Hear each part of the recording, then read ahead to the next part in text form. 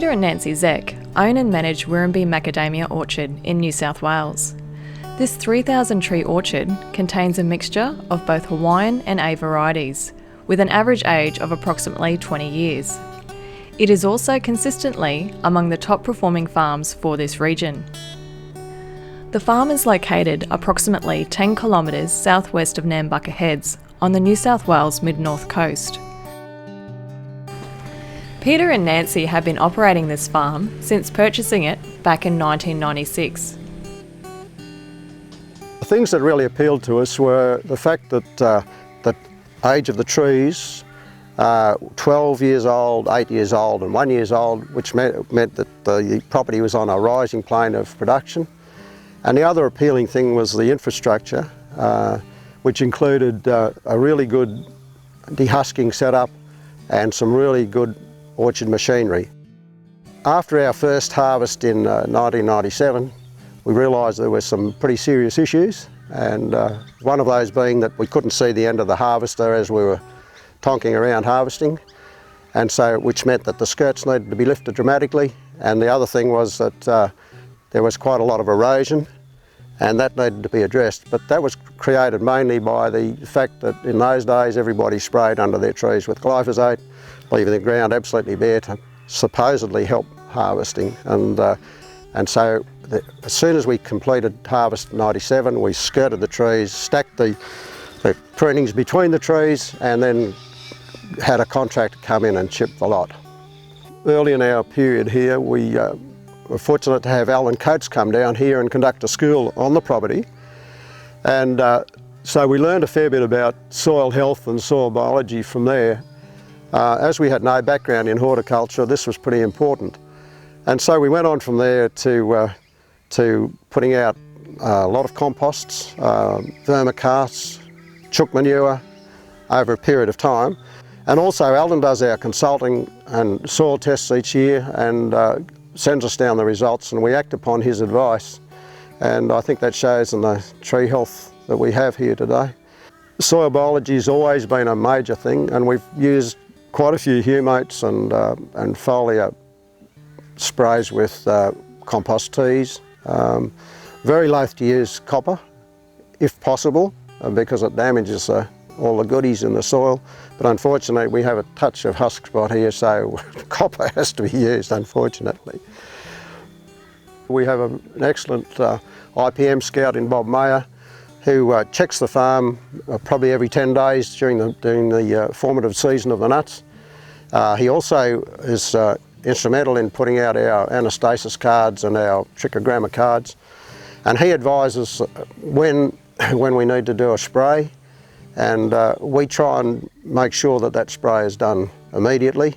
And this was sheeted home to us some years ago when we had a breakdown with our sprayer, and we couldn't get the parts for probably a week, and the difference in the results of the nuts that came after that was quite dramatic in the increase in spotting bug problems. So I think that's the most important thing, is that you have to do your spraying when it's necessary and as soon as possible after the advice from your IPM man. We have had very, very little trouble with borer since we've been putting out the trichogramma. We only found that we had husk spot probably about 4 years ago, and we put this down to the isolation of the farm. We spoke to Femi about it when he was down a couple of years back, and we sprayed the whole place at that stage on his advice, and it seems to have contained the husk spot to just a few varieties that are very prone to the disease. As on many other farms, regular canopy management is necessary in order to maintain orchard access and to achieve adequate light penetration. We did quite a lot of limb removal some years ago, and unfortunately we're a little bit too far away from the main growing area, so it's very difficult to get anybody to come down with the appropriate mulches that can chop all this stuff up and leave it on the orchard floor. However, we generally get our trees skirted every year or every second year, and a very, very light hedge every 2 to 3 years on both sides of the tree, and we find that very effective. And because of our hedging and our skirting, we actually get quite a lot of light under the trees now, and this, as you can see, helps the grass grow and helps the erosion problem that we used to have. Peter and Nancy have found that moving to small, lighter harvesting equipment has allowed them to access their orchard throughout the season and also minimise compaction of their soil.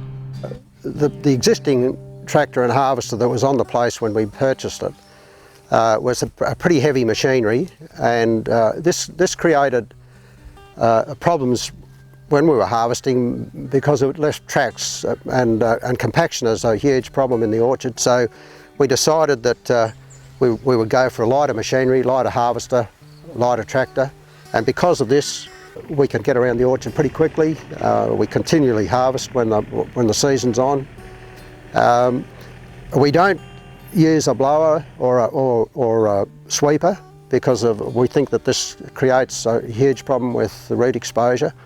But we do rake out by hand, which some people think's a bit of a devil of a job, but we can scoot over it pretty quickly, and it's only a small farm, so it's no great problem. And we also do quite a lot of hand picking. But the main bulk of the harvest, we start at one end of the place and we just work our way through and then start again.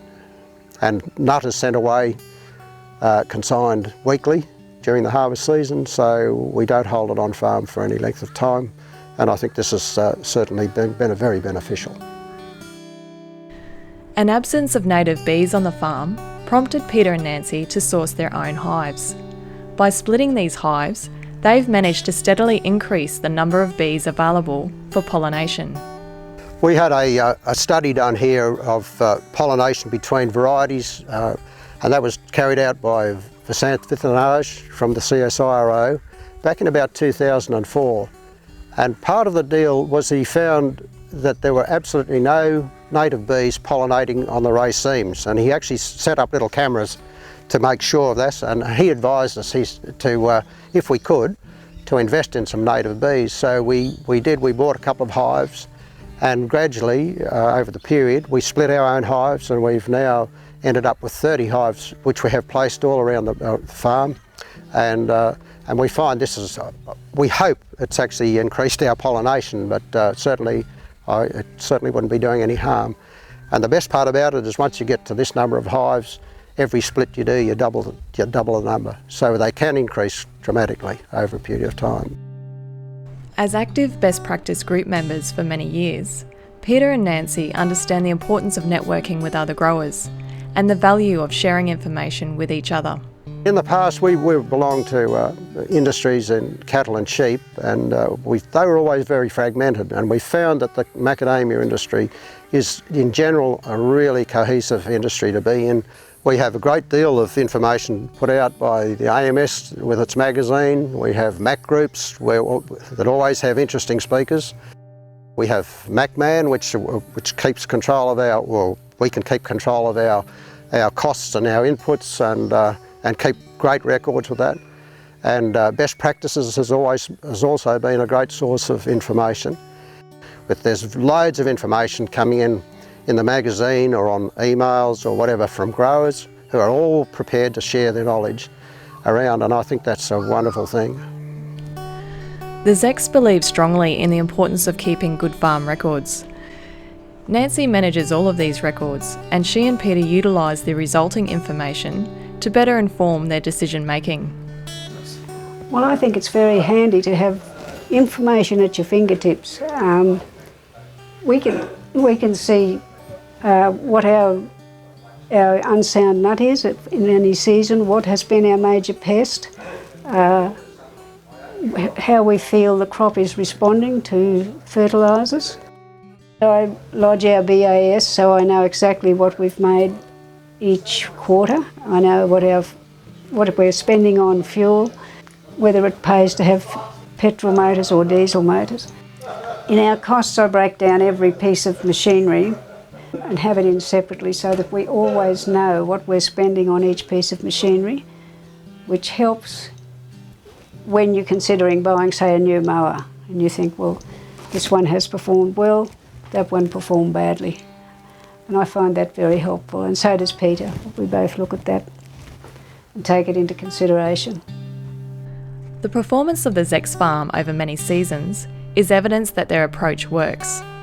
Development Officer Jeremy Bright of New South Wales DPI manages the Nambucca Best Practice Group that Peter and Nancy have been members of for many years. Yeah, Peter and Nancy have been in the Best Practice Group for about 10 years now. Their results from the benchmarking project, they've shown consistently high productivity, and their quality results have also been above average.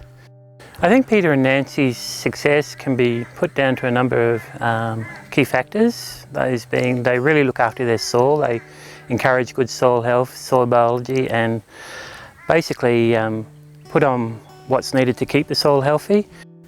They also use a consultant, which when he has advice, they act immediately on that advice. They don't skimp on any of the inputs, so whatever's needed and required is put on. And overall, they have a good attention to detail. We've always treated this as a business. It's virtually our sole source of income, and so necessarily one has to put in a lot of effort. As somebody said, bloody hard work, but I think this is why we've achieved what we have, and we found it a very, very satisfactory business to be in. Attention to detail is a common thread that ties top performing farms. The success that Peter and Nancy have had proves that this approach works, regardless of farm size or region.